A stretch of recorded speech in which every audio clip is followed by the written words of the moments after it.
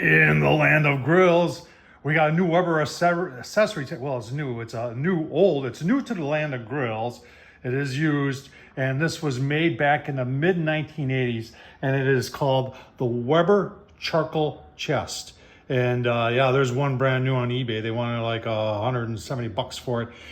This one I got for $75. You can say, well, Tom, maybe you overpaid. I don't know. There's even some cooler charcoal holders that Weber made back in the day. Let me show you a picture. So these metal ones, and this is from Weber Kettle Club. If you want to know stuff about Weber kettles, they're in there. And these are from it says right there, and as late as 1972, and it was sold for they say as early as 1963. Oh, I'd love to get one of those.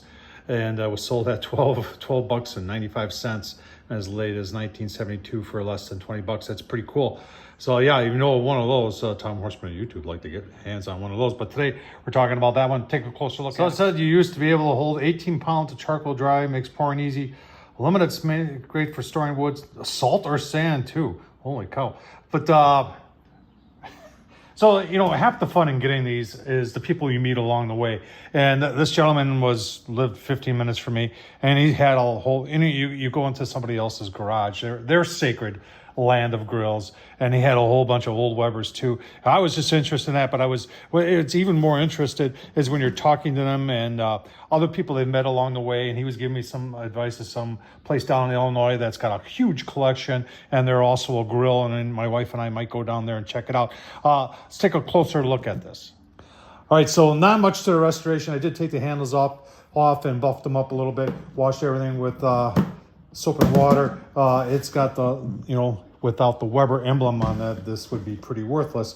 And then it does lock like that. Then the whole lid came off, and yes, this is plastic if you're wondering. And the whole top comes off just like that, and it would hold 18 pounds. And then you would close it just like that. Yeah, and it's plastic. So buffed off the handles a little bit to make them just a little bit more shiny. Get some of the, you know, those years off there. And then for the plastic, I use this stuff. And I've used this before, and it's a non-greasy formula. And you're looking at the tables on this other Weber kettle that was also made in the 80s. I think Performer Deluxe or something like that. Someone's going to correct me.